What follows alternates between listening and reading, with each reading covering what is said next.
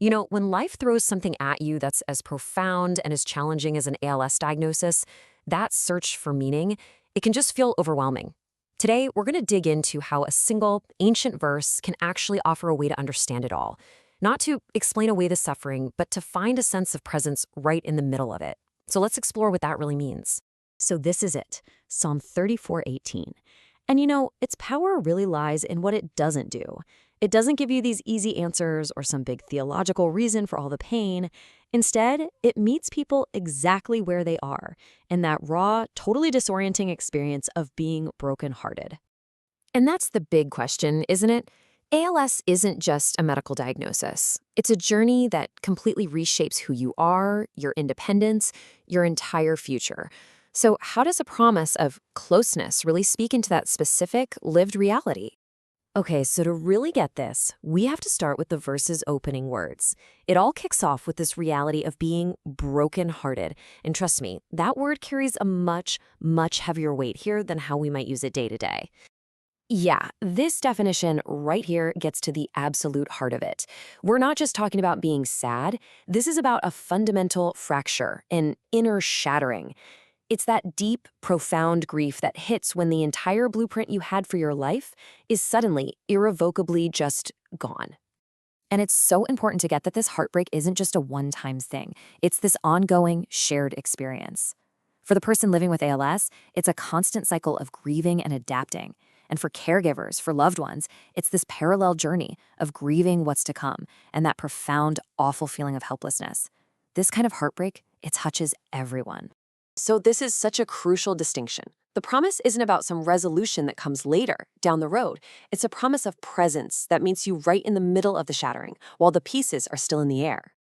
Okay, so that idea of presence leads us right into the next part of the verse. What does closeness even look like when your whole world feels like it's falling apart? Well, as we're about to see, it's often not what we expect at all. This divine closeness isn't always some big, dramatic, lights from heaven kind of moment. It's usually much quieter. It can just be that simple feeling of presence when you have no answers to the question why. It's that unexplainable strength that just gets you through one more day, one more moment, or a feeling of peace that makes absolutely no logical sense given the chaos. And so often it's felt through the simple, profound kindness of another person. And you see, over time, all these small, quiet moments, they start to add up. And they can lead to this really foundational realization. It's not that the struggle vanishes, but that heavy sense of isolation, it starts to fade. All right, now let's unpack the second half of the verse. This part speaks to those who are crushed in spirit. The language here is even more intense, and it's paired with that really powerful word, saves. To be crushed, that's about feeling this immense, relentless pressure. It's that physical, emotional, and spiritual exhaustion that can come with a progressive disease like ALS. It's the feeling of being completely worn down, just compressed by the sheer weight of it all. So, what does it mean to be saved in this context? Well, it's not about a physical rescue. It's a totally different kind of salvation. It's being saved from that profound isolation the disease tries to create. It's being saved from the despair that whispers that none of this means anything.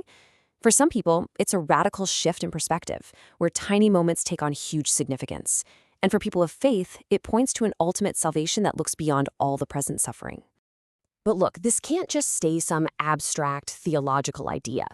How does this promise actually translate into the practical, day-to-day reality of the ALS journey? In real life, this is going to look different for everyone involved. For the person with ALS, it might mean just giving yourself permission to be brokenhearted and redefining what strength even means when it's not about physical ability anymore. For caregivers, it's about acknowledging your own grief too, and maybe finding something sacred in the ordinary acts of care. And for the rest of us, the friends, the community, the call is simple, but it is so powerful. Just show up, listen, and honor the person, not the disease. So when you boil it all down, the core promise here isn't a magic wand that makes the pain go away. It's a promise of companionship. It's the deep assurance that even in the most profound fracture, you are not and will not be abandoned. And that really brings us to the main takeaway. This verse, it doesn't really work as a solution. It works as a companion, something you can hold on to that speaks directly into the hardest moments, acknowledging the pain while offering this quiet, constant counter-narrative of presence. So what does this promise ultimately leave us with? I think it can be distilled into one unfolding thought. First, the foundational promise itself. The Lord is close. Then, we have to apply it to our most difficult moments, even here. And finally, the ultimate reassurance that this presence isn't just available in spite of the suffering, but is somehow found most profoundly within it, especially here,